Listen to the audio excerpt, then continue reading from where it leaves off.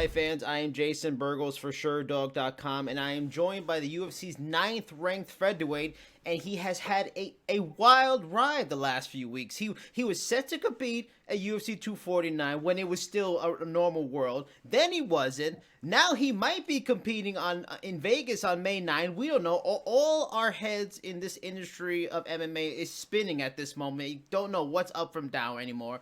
But you all know him as the Boston Finisher. He is Calvin Kattar, Mr. Finisher, sir. Thank you for the time.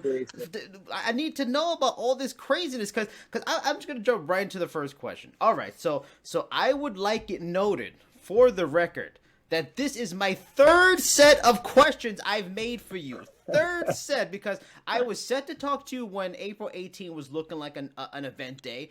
Then we were set up for a theme about how 249 was canceled. Now we are talking maybe May 9, Vegas, possibly likely. So Calvin, what is the latest you have now being a part of another tentatively planned event? Is it official yet?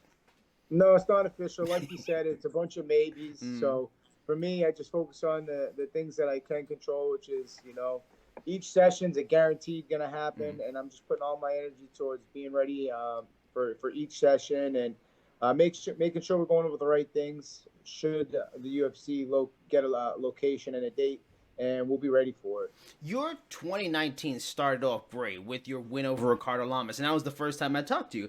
But since then, I would imagine it's been frustrating. You had the date set with Zabit Magomedsharipov in Boston, and as we talked about last time we talked, he seemed to find his way out of that, forced you to go all the way to freaking Russia to fight. Then the fight was supposed to be the main event, should have been 5 rounds. He found his way out of that too, which seemed like it might have been a factor in some of the results of the fight itself. Then you have this fight set with Stevens for UFC 248, but he gets injured. It gets rescheduled for January to April. Then we all know the roller coaster of the last few weeks. I mean, has this last 6 months been the kind of thing that makes you want to punch a wall? Yeah, I mean, good thing for me. I'm in the right sport for that. I get to punch people on a daily basis, get out my stress. But I try not to get too high with the highs, low with the lows. And this type of stuff happens in the sport, unfortunately. And like I said, I just put all my energy to the things I can control. And I try to not get too lost up in the what ifs, the hypotheticals, and the maybe fights. I just right now, just focusing on the training and making sure we're getting good sweats every day. And, a lot of people in this quarantine, some are going to come out, maybe worse than when they went in. And for me, I'm trying to come out stronger, better, faster, and just I feel like we're making gains through this pandemic, and it's proven difficult, but we're making it happen.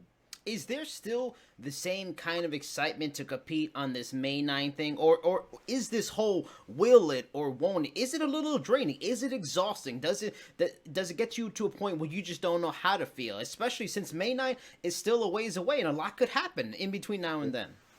Well, my goals are a lot bigger than just May 9th. So for me, it's a long road where I want to get to, which is, eventually getting that belt around my way. So I feel like in order to be the champ, you got to train like the champ first, and you got to carry those principles and characteristics. And right now, a training would be training consistently and finding a way to make it happen, because champions overcome and adapt to anything. And that's what we have in front of us right now. It's an opportunity to just get a leg up on the competition for those who are sitting back relaxing, and we're making gains. We'll be ready to go. When you hear stories about Disney stepping in to shut this Tachi Palace event in California, and the coming events that were going to be there, then allegedly the governor of California calls Disney to voice his concerns. Do things like that make you go, yeah, maybe this should not be happening, or you really need it? You think the country, the world needs an event at some point sooner than later. Yeah, I mean, for a while we were going to be the only show in town, and right now, I guess it's hopefully we're the first show, the first show that kicks off. Before things kind of just stay too stagnant for too long. At what point do we pick up and move on? As far as hosting the event, that's above my pay grade. That's for the promoter to deal with. Let him figure out all the details. And I know they did have regulations in place. Should we have fought the April 18th? I heard the layout, what they had in mind, and they were talking to individual treadmills in each room, and just different protective measures. So I'm sure they're stressing out about that, and I'll let them focus on that. And all I have to worry about is just doing my job for 15 minutes and being ready to go when it's time. Talk to me about that then, because when I talked to Tyson Chartier not too long ago, and about when you guys were still thinking you fight on the 18th. Since you do know some things in terms of preparation, I'm sure it's going to be mixed, switched over to May 9. What did you know about in terms of how you would train, staying away, social distancing from people, even weight cutting? Because weight cutting right now can be kind of a little dangerous with it affecting the immune system and the virus going around. What other details did they tell you to make you say, okay, I'll be safe if I do this? Well, for me, it's like I said, I felt we were on a freight train, and we were heading closer to the final destination, which was pretty much off a cliff, and I wasn't going to get off first. Jeremy's going to have to get off first, or figure it out on his end, because when I committed to it, I signed that contract. I said I'd be there on that date at that weight, and I pride myself in being a professional, and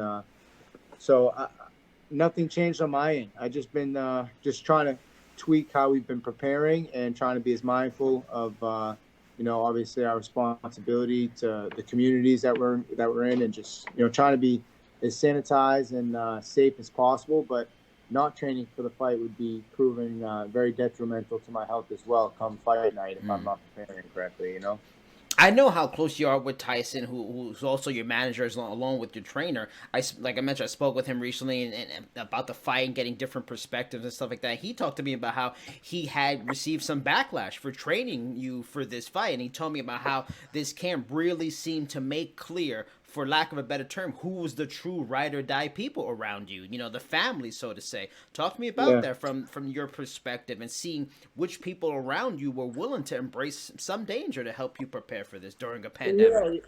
Yeah, you try not to people gotta do things for themselves. It is what it is. We're all trying to survive and get through this thing, but not really much going against the ones that are doing what they can to handle it the way they can or should. For me, it's just I'm thankful for the guys that did stick around and that are putting in the work through all this crisis going on, and they're also finding a way to make it happen for me, knowing I have a competition coming up, adjusting when it's go. We don't need anybody trying to slow us down. If the mission is forward, then everything else is a distraction. So for us, we've been tightened up to a core group of guys that are willing to make that commitment to me, and it doesn't go unnoticed. I appreciate these guys willing to, put in the work every day, considering everything going on. And it definitely means a ton to have them around me leading into this fight. And it's not like I'm just heading into it on my own. I got a good team around me. Stevens, if the fight happens, would be an interesting challenge for you on several levels. By far, he has the most experience and power of anyone you face. He has as many knockouts as some of your previous opponents have wins. Is that danger factor a bit scary in a way, but what also makes this fight fun? It's a little scary. It's a new challenge you haven't really tested yet. I'm sorry, the last part? Is that like the power and his experience, does that make the fight scary? And by being scary, it's fun to face those challenges you haven't dealt with too much. Yeah, I mean, I've fought tough guys. Shane BURGOS, tough kid.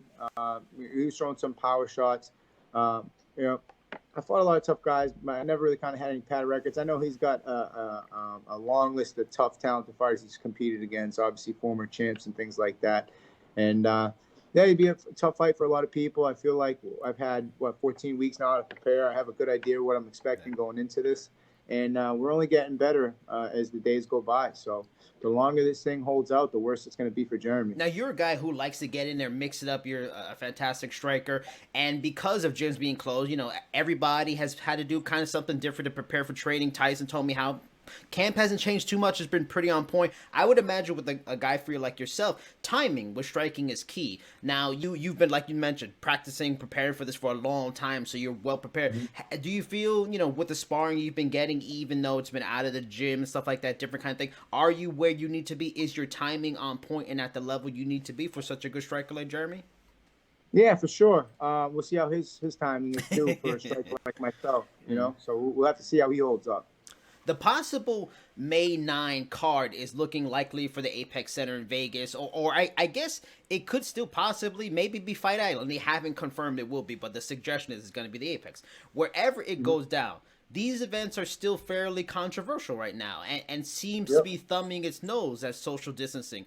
Does a UFC event right now have that outlaw style to you of either the Kumite and Bloodsport, or is it so damn bold it's going Outworld style, Outworld in Mortal Kombat? Which one is it? Is it Kumite or is it Outworld Mortal Kombat? Yeah, you always got to stay uncommon amongst common people, like David Goggins says, Mm-hmm. right? You just got to.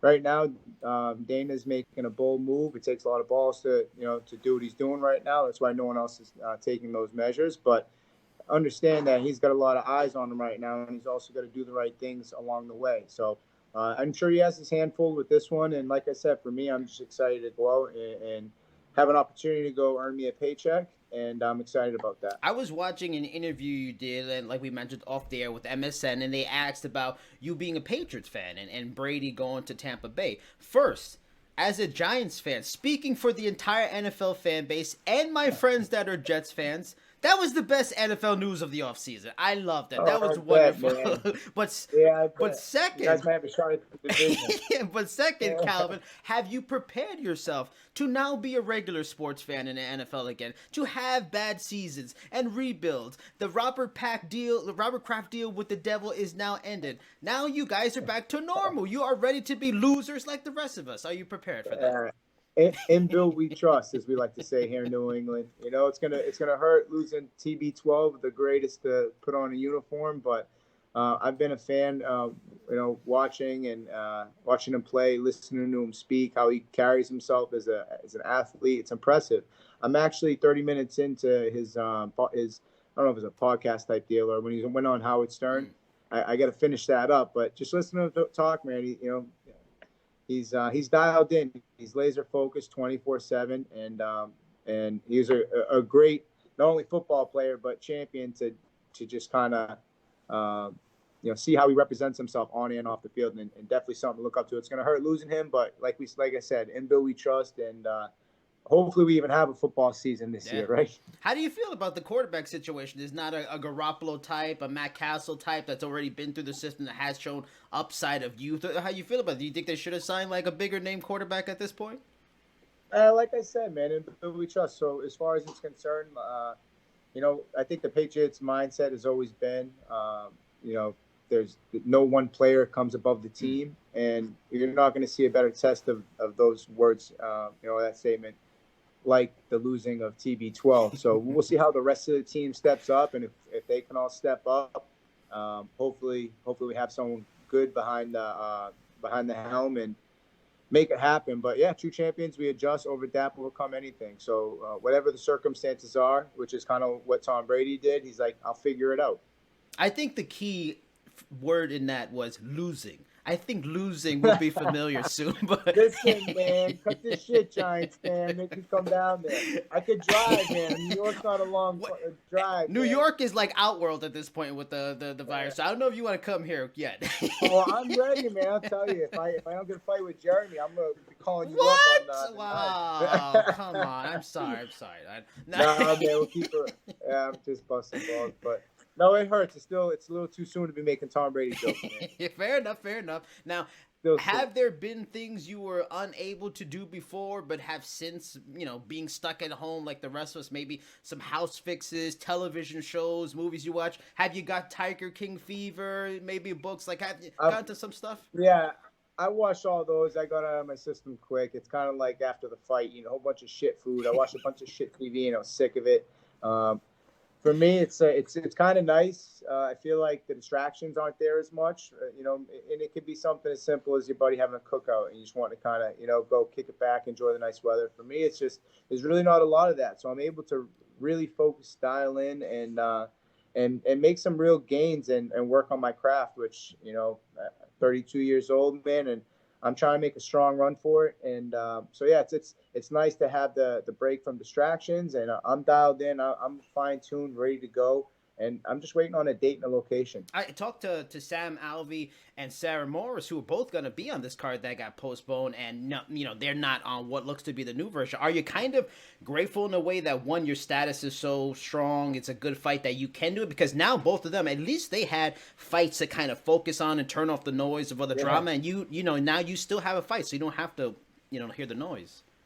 Yeah, those 2 days that had Easter and things, Saturday, Sunday, it was kind of like, oh, everything slowed down. Of course, I still stay training. It's just I felt like the pandemic hit me a little bit more. It's just nice to have something to be distracted about and focused on. So yeah, definitely happy I got another date ahead of me, but just making sure things are done right on the way and along the way, and as long as things are squared up, taken care of, by the time May 9th comes around, hopefully we'll be ready to go.